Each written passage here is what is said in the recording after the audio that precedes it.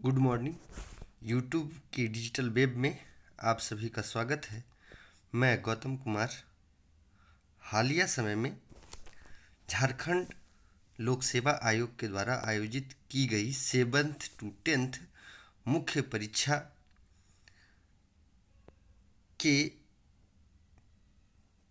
तीसरे पेपर में भूगोल विषय से संबंधित जो क्वेश्चंस आए हैं उसकी चर्चा करूँगा। ठीक है, जैसा कि आप जानते हैं कि भूगोल विषय जो है एक स्कोरिंग सब्जेक्ट भी है, और यदि आपकी थोड़ी सी समझ ठीक ठाक हो और आपका मानचित्र बनाने की जो कला है वो आपके पास हो तो आप कम समय में और कम शब्दों में ज़्यादा से ज़्यादा मार्क्स ला सकते हैं इस विषय में। तो बिना समय गंवाए हम लोग स्टार्ट करते हैं। इसके द्वारा जैसा कि आप देख रहे हैं कि कुछ क्वेश्चंस जो हैं वो वस्तुनिष्ठ प्रकार के हैं और कुछ जो है वो दीर्घ उत्तरीय हैं जिसको कि आपको लिखना पड़ेगा डिटेल में, डिस्क्रिप्टिव है। तो यहाँ पे दोनों ही समावेश दिखाई पड़ता है। जो एग्ज़ाम का पैटर्न की बात करें तो वस्तुनिष्ठ भी है, ऑब्जेक्टिव भी है और डिस्क्रिप्टिव भी है। तो आपसे जो ऑब्जेक्टिव सवाल पूछा जा रहा है, ऑब्जेक्टिव जो है उसका 2 मार्क्स आपको मिलेंगे। जैसा कि यहाँ पे है इंस्ट्रक्शन, देखिए, the answer of question number 1 is compulsory having 2 marks for each objective question. The candidate is required to answer 2 long type questions out of 4 questions each carrying 40 marks. ठीक है, तो 2 लॉन्ग क्वेश्चंस आपको करना होगा और आपको मिलेगा 4 क्वेश्चंस, और एक क्वेश्चंस का जो वैल्यू है वो 40 मार्क्स का होगा। और इसके अलावे कुछ ऑब्जेक्टिव भी हैं। तो ऑब्जेक्टिव प्रश्न की यदि बात करें, ऑब्जेक्टिव क्वेश्चंस की बात करें तो वो 10 होंगे और ईच क्वेश्चन कैरिंग 2 मार्क्स। तो यहाँ पे देखिए दोनों ही प्रकार ऑब्जेक्टिव और डिस्क्रिप्टिव दिखाई पड़ रहा है आपको। तो सबसे पहला सवाल जो आपसे पूछा गया है कॉन्टिनेंटल ड्रिफ्ट थ्योरी से संबंधित है ये। तो पहला सवाल है, according to Wegener the continental drift towards, यानी वेगनर के अनुसार, वेगनर जो है अल्फ्रेड वेगनर, ये इनके द्वारा महाद्वीपीय विस्थापन सिद्धांत दिया गया था। और विभिन्न शक्तियों की भी बात करते हैं, इसके बाद काल की भी बात करते हैं। यहाँ आपसे पूछा गया है कि किस ओर हुआ है, यानी दिशा की बात किया गया है। यहाँ पे दिशा जो बताया गया है वेगनर के द्वारा वो सवाल आपसे पूछा जा रहा है।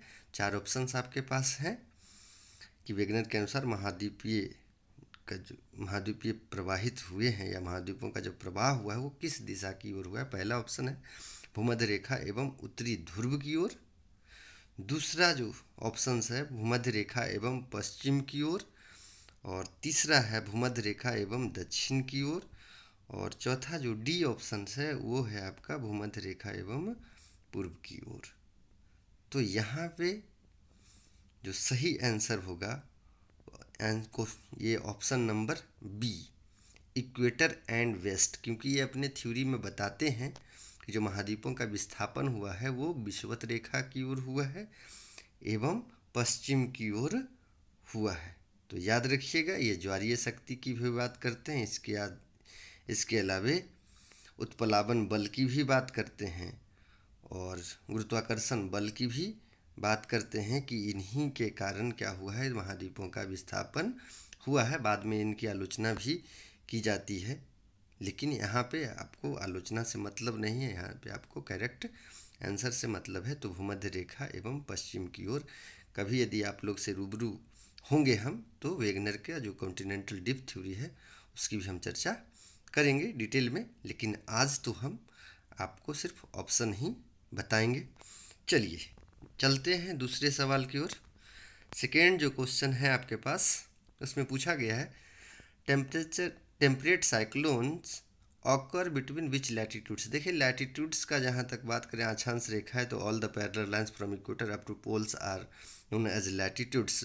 तो विषुवत रेखा से ध्रुवों की ओर खींची गई सभी समानांतर रेखाएं क्या कहलाती, अक्षांश रेखा कहलाती हैं। तो अलग अलग इसका डिवीज़न भी किया गया है, जैसे 0 डिग्री से लेकर के 30 डिग्री का जो बोथ द हेमिस्फेयर का बात करते हैं, दोनों ही गोलार्धों में वो जो क्षेत्र है 0 से 30 डिग्री का, उसे कहा जाता है लो लैटिट्यूड। फिर 30 से 60 डिग्री का जो रीजन है उसे मिडिल लैटिट्यूड कहा जाता है, और 60 से लेकर के 90 डिग्री का जो क्षेत्र है उसे हायर लैटिट्यूड कहा जाता है। खैर ये सब तो आप जानते होंगे।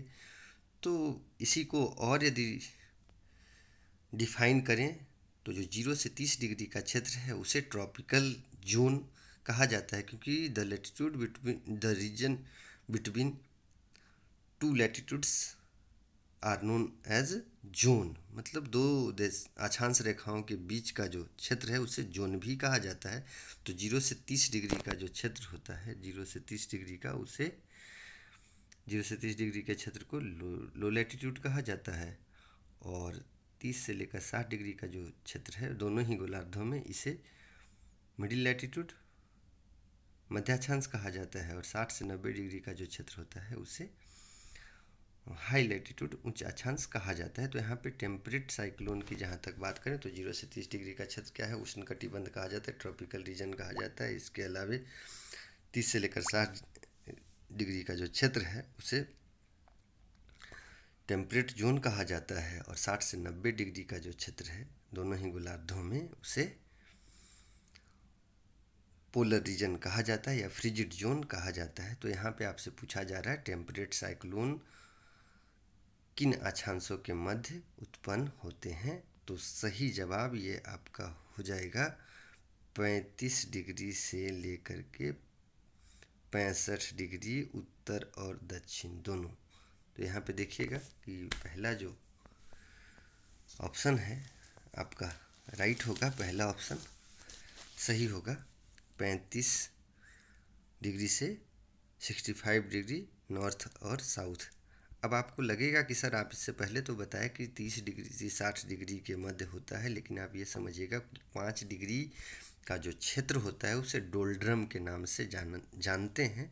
ठीक है, तो बहुत सारा जो है एक्सेप्शंस भी हैं जिसको भी लेकर के आपको चलना पड़ेगा। तो जब हम लोग टेम्परेचर जोन पढ़ते हैं, टेम्परेचर जोन जब पढ़ते हैं पृथ्वी का, तो उसमें देखा जाता है कि 0 से जो 5 डिग्री का क्षेत्र है दोनों ही गोलार्धों में जब विंड पढ़ते हैं तो उसमें आप लोग जानते भी होंगे कि डोल्ड्रम का क्षेत्र होता है, शांत वायु का पट्टी होता है।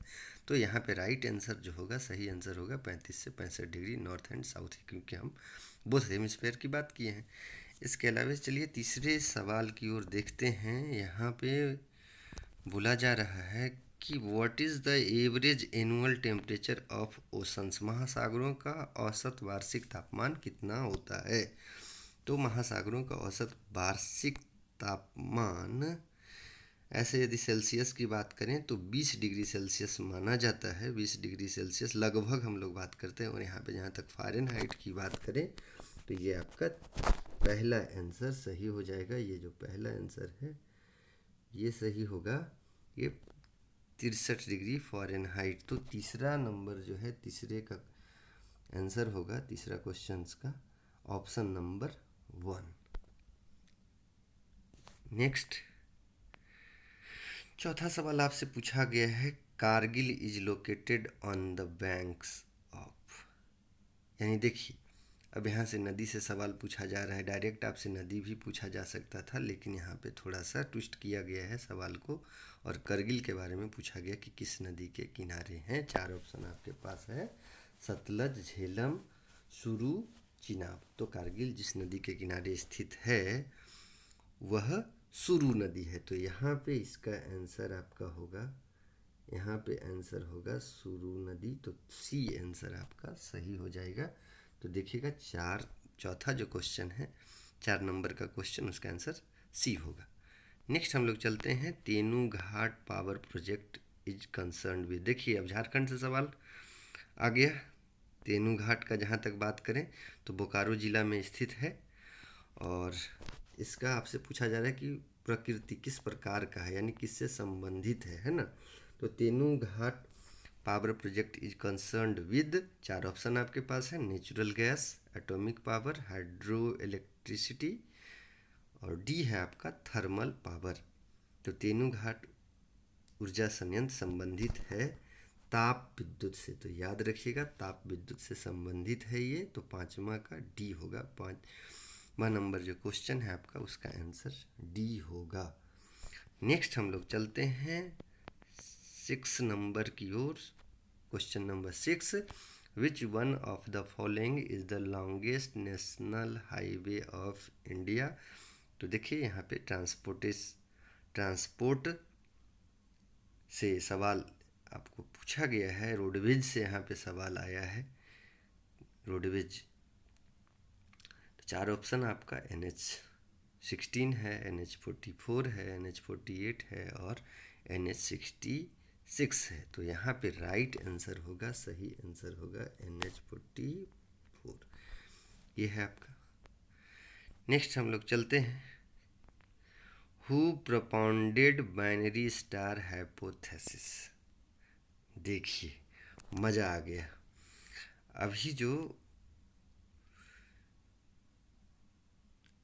हाई स्कूल का एग्ज़ाम होने वाले उसमें सबसे पहला सवाल या सबसे पहला जो टॉपिक दिया गया है वो ओरिजिन ऑफ द अर्थ ही पूछा गया है, ठीक है। तो उसमें भी हम बताएंगे इसका डिवीज़न कैसे हुआ है। जो हाइपोथेसिस है इसका कई डिवीज़न भी किया गया है, जैसे कि आप जब पढ़ते हैं तो आप देखिएगा कि साइंटिफिक कॉन्सेप्ट के अंतर्गत में पेरेंटल और बाई पेरेंटल कॉन्सेप्ट की चर्चा करते हैं, ठीक है, जिसमें कि बोला जाता है मोनिस्टिक और ड्यूलिस्टिक। तो मोनिस्टिक थ्योरी जो है वो बात करता है कि जो ग्रहों की उत्पत्ति हुई है वो एक तारों से हुई है, जबकि ड्यूलिस्टिक जो कॉन्सेप्ट है वो बात करता है कि ग्रहों की उत्पत्ति 2 तारों से हुई है। तो यहाँ पे देखिए द्वैतारक परिकल्पना पूछा जा रहा है, यानी यहाँ पे पूछा जा रहा है कि ग्रहों की उत्पत्ति 2 तारों से हुई, तो कौन सा परिकल्पना है या किनके द्वारा दिया गया है जिसमें यह बताया गया है कि ग्रहों की उत्पत्ति 2 तारों से हुई है। तो यहाँ पे who propounded binary star hypothesis, द्वैतारक परिकल्पना किसने दी है, तो बाइनरी स्टार हाइपोथेसिस रसेल के द्वारा दिया गया है। तो यहाँ पे आंसर डी सही होगा। तो ये है आपका रसेल, याद रखिएगा बाइनरी स्टार हाइपोथेसिस रसेल के द्वारा दिया गया है। चलिए नेक्स्ट हम लोग चलते हैं 8वां सवाल। देखिए लैंडफॉर्म से सवाल ये पूछा गया है और अलग अलग इरोजन के एजेंट जो हैं, इरोजनल लैंडफॉर्म्स आपसे पूछा गया है, अलग अलग एजेंट के द्वारा अलग अलग क्षेत्रों में स्थलाकृति का निर्माण किया जाता है और इरोजन के पश्चात भी और डिपोजिशन के पश्चात भी स्थल रूप का निर्माण किया जाता है। जैसे कि मैं पिछले जो क्लास था उसमें बात किया था कुछ इरोजनल और डिपोजिशनल लैंडफॉर्म्स की। तो यहाँ पे देखिए इरोजनल लैंडफॉर्म्स का बात किया जा रहा है कि विच इरोजनल एजेंट्स फॉर्म्स जुगेन। तो देखिए अलग अलग एजेंट हैं इरोजन के, जैसे कि नदी हो गया, रनिंग वाटर हो गया, दूसरा आपका विंड का बात करते हैं ना, पवन की बात करते हैं, तीसरा आपका ग्राउंड वाटर आ जाता है, चौथा आपका सी वेव्स आ जाता है और 5वां है आपका हिमनद होता है, ग्लेशियर होता है। तो यहाँ पे इरोजनल एजेंट फॉर्म्स ज्यूगेन, मतलब कौन सा अपर्दन के दूत हैं जो ज्यूगेन का निर्माण करते हैं। तो देखिए पवन का जो कार्य है वो डेजर्ट वाले क्षेत्रों में, मरुस्थलीय क्षेत्रों में ज़्यादा सक्रिय होता है। तो यहाँ पे मरुस्थलीय क्षेत्रों में पवन के अपर्दन क्रिया के द्वारा ज्यूगेन का निर्माण किया जाता है है ना। ज्यूगेन और यारडांग आप लोग यदि पढ़े होंगे तो याद आ रहा होगा, ज्यूगेन और यारडांग होता है ना। तो यहाँ पे आपका सही आंसर सी हो जाएगा, सी आंसर सही हो जाएगा। तो ज्यूगेन और यारडांग याद रखिएगा। दवातनुमा आकृति होती है ज्यूगेन, आप पढ़े होंगे तो आपको पता होगा। चलिए नेक्स्ट हम लोग 9th क्वेश्चंस की ओर देखते हैं।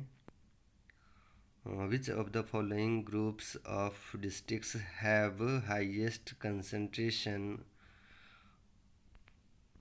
Of tribal in Jharkhand as per 2011 census. यानी पूछा जा रहा है कि 2000 की जनगणना के हिसाब से निम्नलिखित किस समूह के जिलों में झारखंड में सर्वाधिक जनजातियों का जमाव पाया जाता है। तो ट्राइबल कंसंट्रेशन की बात की जा रही है। पहला ऑप्शन है गुमला, वेस्ट सिंहभूम एंड जामतारा। दूसरा ऑप्शन आपके पास है पाकुर, दुमका एंड जामतारा। तीसरा ऑप्शन है खूंटी, सिमडेगा एंड गुमला। और चौथा ऑप्शन है आपके पास D option, Khunti, Simdega and West Singhbhum. तो 9 नंबर जो सवाल है उसका आंसर हो जाएगा सी, खूंटी, सिमडेगा एंड गुमला। तो याद रखिएगा सी आंसर सही है, खूंटी, सिमडेगा एंड गुमला।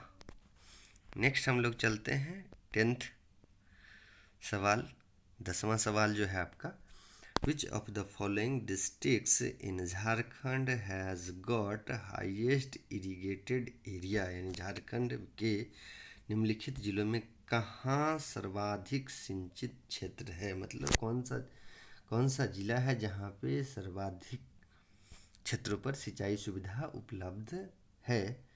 यहाँ पे 4 ऑप्शन आपके पास है। पहला ऑप्शन है रांची, दूसरा है पलामू, तीसरा है हजारीबाग और चौथा है आपका गढ़वा।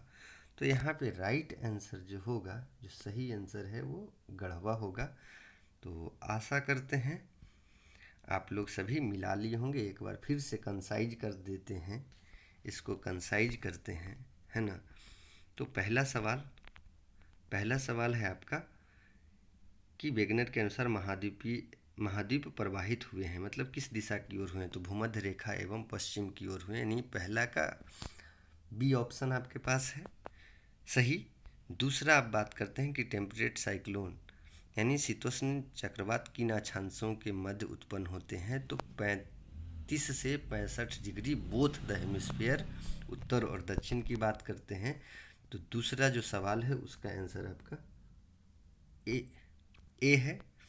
नेक्स्ट हम लोग चलते हैं तीसरे की ओर। तो महासागरों का औसत वार्षिक तापमान कितना होता है। तो तीसरा नंबर का आंसर आपका ए हो जाएगा। तीसरा नंबर का आंसर भी ए है, याद रखिएगा। नेक्स्ट हम लोग चलते हैं, चौथा है Kargil is located on the bank of. तो कारगिल जो है किस नदी के किनारे स्थित है। तो यहाँ पे आपका सही है सुरु नदी, याद रखिएगा। नेक्स्ट है आपका Tenughat power project is concerned with.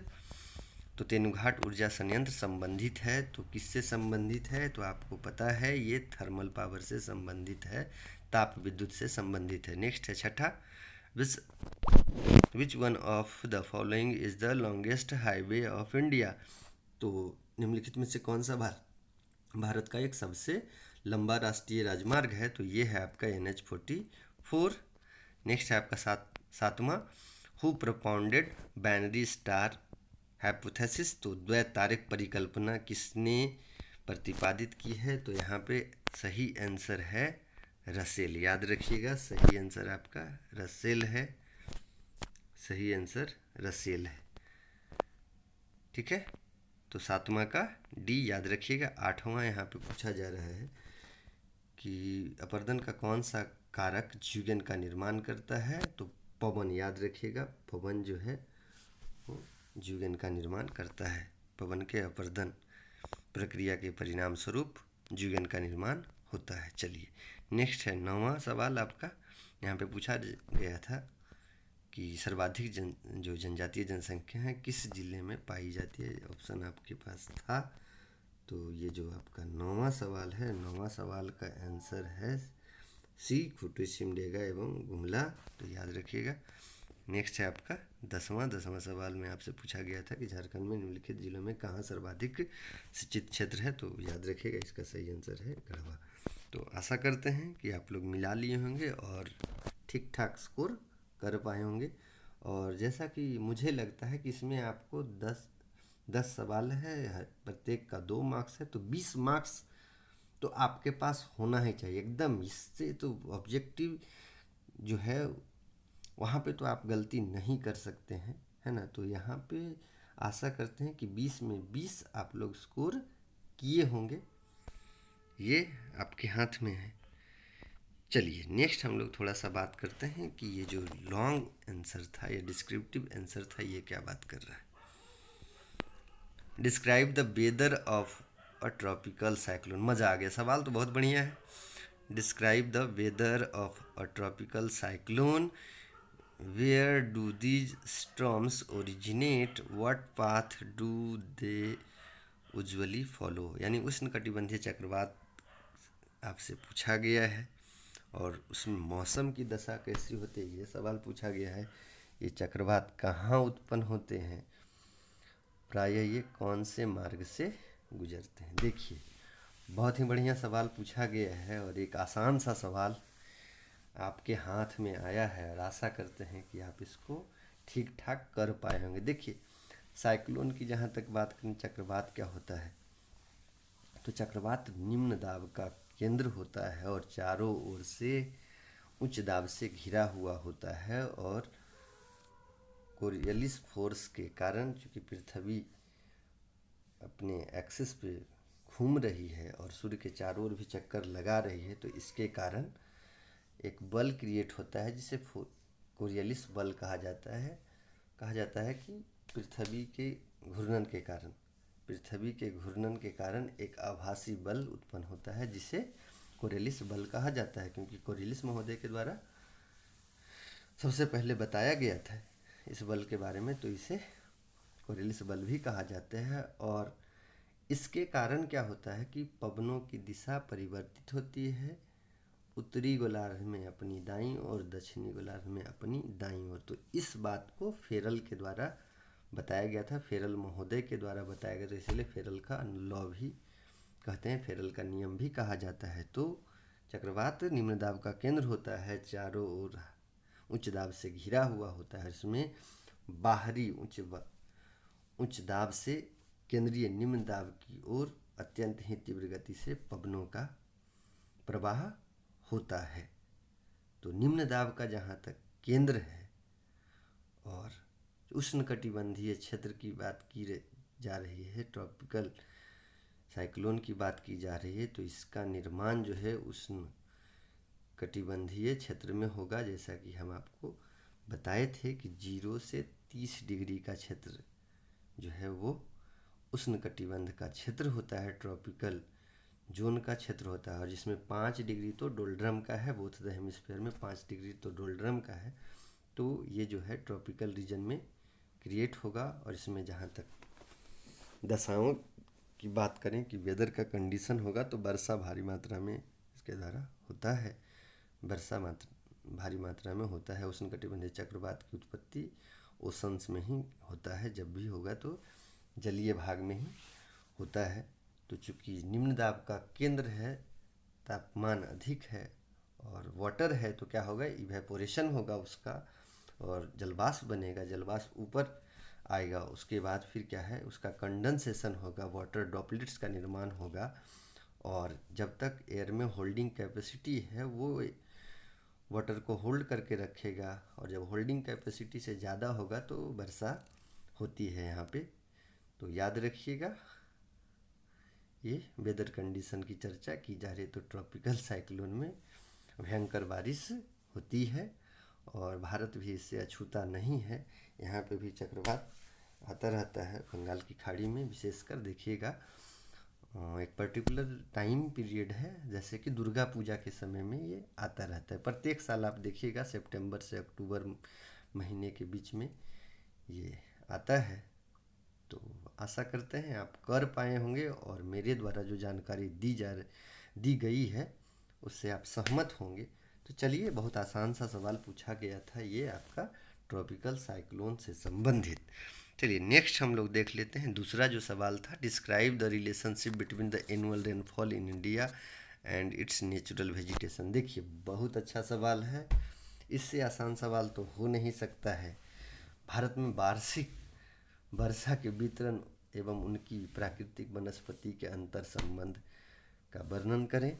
अब यहाँ जहाँ भारत की बात की जा रही है, अब पूरे वैश्विक स्तर पे देखा जाता है कि प्राकृतिक वनस्पति जो होती, प्राकृतिक वनस्पति को के साथ वार्षिक वर्षा का अनन्य संबंध देखा जाता है, घनिष्ठ संबंध देखा जाता है कि जैसे जैसे वर्षा की मात्रा, औसत वर्षा की मात्रा घटती है, वनस्पति का जो है साइज भी छोटा होता जाता है। ठीक है, इसके अलावे वो वनस्पति क्या है, विरल होती जाती है। तो देखिएगा वर्षा के वितरण के आधार पे, और प्राकृतिक वनस्पति जो है वर्षा का सूचकांक माना जाता है किसी भी क्षेत्र का, कि जहाँ पे प्राकृतिक वनस्पति ज़्यादा होगी तो वहाँ पे वर्षा भी ज़्यादा होगी, और जहाँ पे वर्षा ज़्यादा होगी वहाँ पे प्राकृतिक वनस्पतियों की संख्या भी अधिक होती है। तो एक दूसरे से जुड़ाव देखने को मिलता है। भारत भी इससे अछूता नहीं है। वैसा क्षेत्र जहाँ पे औसत वार्षिक वर्षा 200 सेंटीमीटर से अधिक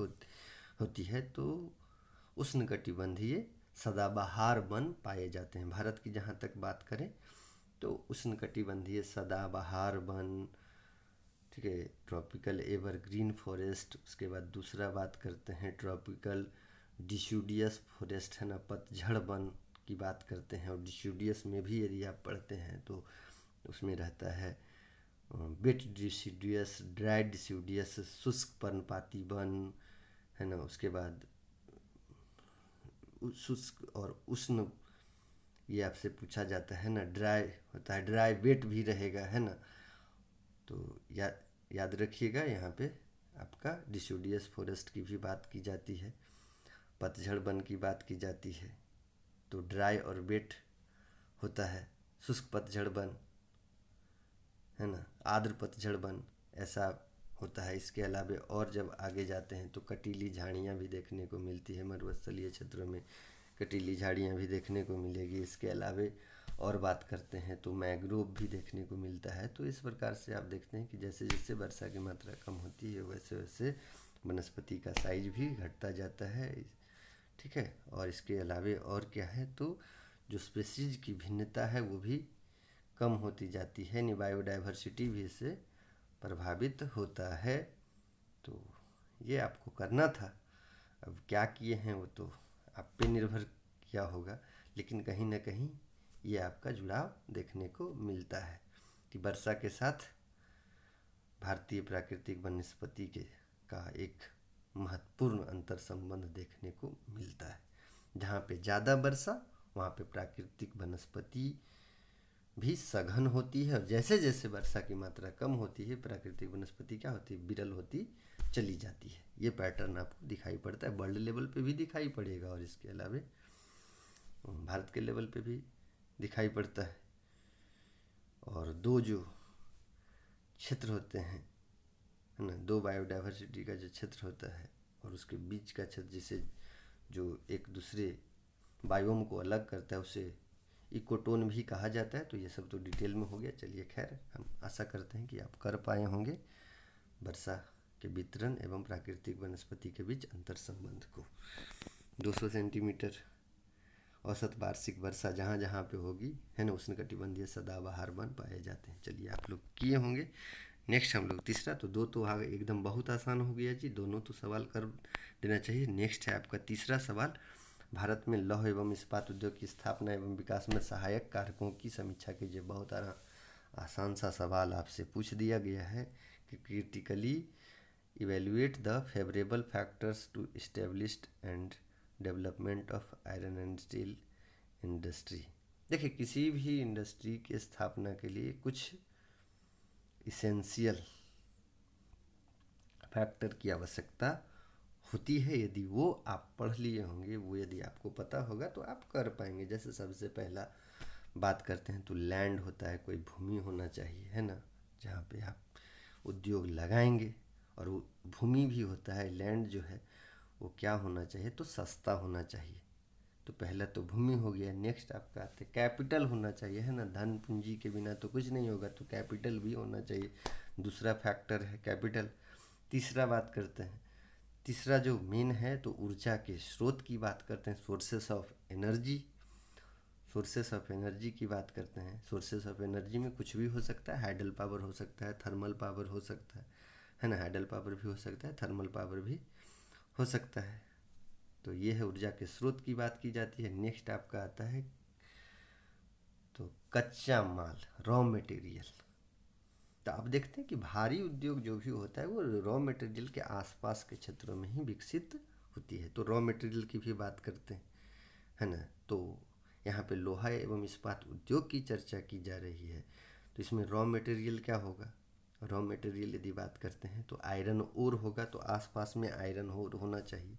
इसके अलावा उद्योग को चलाने के लिए कोयला की आवश्यकता होती है, जो ऊर्जा के मुख्य स्रोत के रूप में देखा जाता है। तो कोयला भी आसपास में है। आप देख सकते हैं कि भारत में जहाँ भी लोहा एवं इस्पात उद्योग की स्थापना की गई है वहाँ पे ये चीज़ दिखता है।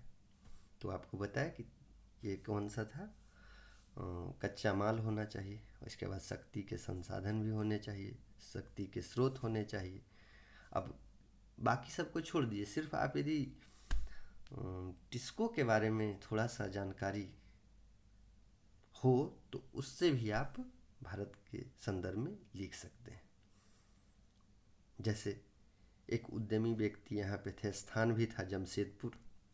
इसके अलावा और क्या उद्यमी व्यक्ति आपके जमशेद जी टाटा। इसके अलावा स्रोत की बात करें शक्ति के संसाधन की, तो कोयला यहाँ पे मौजूद था। इसके अलावा यदि कच्चे माल की बात करें तो आसपास के क्षेत्रों से आसानी से आयरन और जो है लौह अयस्क प्राप्त हो जाता है। तो ये बात की। इसके अलावा और क्या होना चाहिए, तो और इसमें परिवहन की सुविधा भी होनी चाहिए।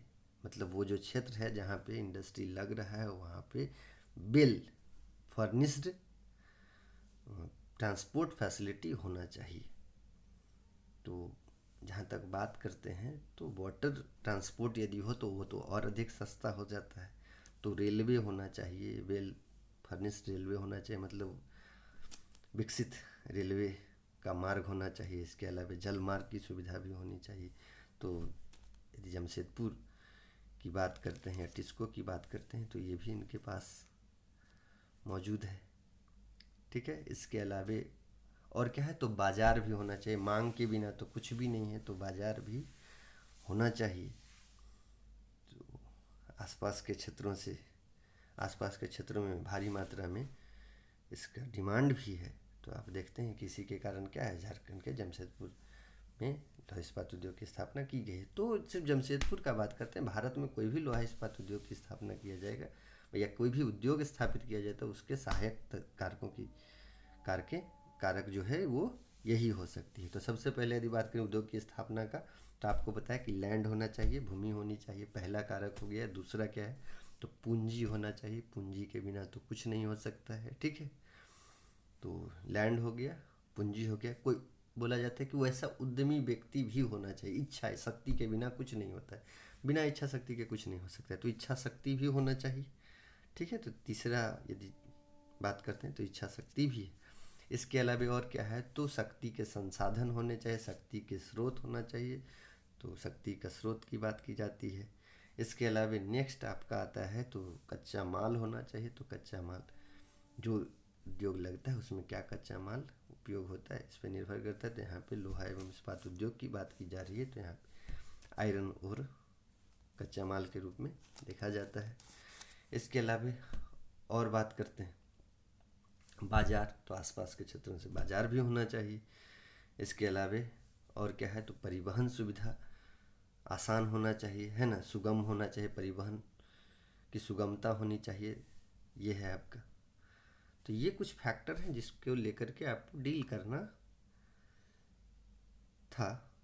अब कितना किए हैं वो आप पे निर्भर करता है, और मैं जो बता रहा हूँ उससे आप कितना सहमत हैं ये भी। इसके अलावा नेक्स्ट है आपका कि discuss in detail the occurrence of distribution of coal in Jharkhand, यानी झारखंड में कोयले की उत्पत्ति एवं वितरण की विस्तार से चर्चा करें। अब कोयले की उत्पत्ति जो है यदि बात करते हैं तो आपको थोड़ा सा ज़्यादा डिटेल में नहीं तो थोड़ा सा आपका बात करना पड़ेगा गोंडवाना, ठीक है। गोंडवाना क्रम का बात करना पड़ेगा। गोंडवाना क्रम की जो चट्टान है जियोलॉजिकल में जाना पड़ेगा, जियोलॉजी में जाना पड़ेगा, या तो आप जियोलॉजिकल टाइम स्केल में जाए कि गोंडवाना पीरियड जब था उस समय भारी मात्रा में पूरे वैश्विक स्तर पे कोयला की उत्पत्ति हुई है। तो गोंडवाना का जो रीजन है, गोंडवाना जो स्ट्रक्चर है वो कोयले के उत्पादन के लिए जाना जाता है। तो कोयले की उत्पत्ति किस प्रकार से होती है ये आपको लिखना है। इसके अलावा वितरण कहाँ कहाँ पे पाया जाता है, तो झारखंड का जो दामोदर घाटी क्षेत्र है वो अपने कोयले के उत्पादन के लिए जाना जाता है। और यह कहाँ पे आता है, तो यह जो क्षेत्र है वह छोटा नागपुर के पठार में स्थित है। और सिर्फ कोयला ही नहीं अन्य खनिज भी यहाँ पे पाया जाता है। तो इसीलिए झारखंड के छोटा नागपुर के पठार को रूर ऑफ इंडिया भी कहा जाता है, भारत का रूर कहा जाता है। जर्मनी में एक क्षेत्र है रूर जो कोयले के उत्पादन के लिए जाना जाता है, खनिज के उत्पादन के लिए जाना जाता है। उसी प्रकार से जो दामोदर घाटी का क्षेत्र है, छोटा नागपुर पठार का क्षेत्र है, वो कोयले के उत्पादन में अग्रणी स्थान रखता है, तो इसे भारत का रूर भी कहा जाता है। तो ये आपको बताना था। इसके अलावा यहाँ पे सबसे पहले यदि बात करते हैं कि सबसे पुराना या सबसे पहला कहाँ पे कोयले का खनन किया गया था, तो रानीगंज की चर्चा करते हैं ना। रानीगंज में सबसे पहला कोयला का खान की स्थापना होती है। सबसे पहला कोयला वहीं से निकला, सबसे पुराना रानीगंज वाला है। तो ये आपको बताना होगा। तो कई सारा क्षेत्र आपको मिलेगा। धनबाद कोयला क्षेत्र, ठीक है, धनबाद कोयला क्षेत्र, बोकारो कोयला क्षेत्र, बोकारो भी है ना, पूर्वी बोकारो, पश्चिमी बोकारो, इसके वाले कर्णपुरा कोयला क्षेत्र है ना, कर्णपुरा कोयला क्षेत्र की बात करते हैं। इसके अलावा डाल्टनगंज हुटार कोयला क्षेत्र, तो कई कोयला क्षेत्र विस्तार आपको मिलता है, स्पेशली दामोदर घाटी का जो क्षेत्र है। तो आशा करते हैं कि आप लोग जो ठीक ठाक कर पाए होंगे, और कम से कम यदि एक ठीक ठाक आंसर लिखे होंगे तो आपको कम से कम एवरेज 55 से 60 मार्क्स तो लाना ही चाहिए इसमें, ठीक है। 55 से 60, उससे ज़्यादा भी हो सकता, लेकिन एक एवरेज की बात कर रहे हैं कि 55 से 60 मार्क्स आपको आना ही चाहिए। क्योंकि जो सवाल का बात करते हैं, कई जो स्टूडेंट्स हैं या कई जो मित्र हैं उनके द्वारा लगातार ये बात किया जा रहा है कि कितना सवाल का कितना मार्क्स जो है वो सही रहेगा, एप्रोप्रिएट रहेगा। तो सवाल का तक बात करते हैं कि इसका जो लेवल है वो थोड़ा सा कम, मतलब इजी है। सवाल का जहाँ लेवल बात करते हैं तो इजी है, कोई उतना हार्ड सवाल आपसे नहीं पूछा गया है, एक जनरल सवाल आपसे पूछ दिया गया है, कोई ज़्यादा ट्विस्टेड भी सवाल नहीं है, आप आसानी से कर सकते हैं। तो मैं आशा करता हूँ कि इतना तो होना ही चाहिए, ठीक है।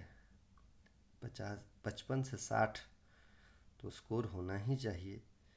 तो आज के लिए इतना ही, ठीक है। मिलते हैं अगले वीडियो में, अगले क्लास में। तब तक के लिए धन्यवाद आप सभी को। जोहार।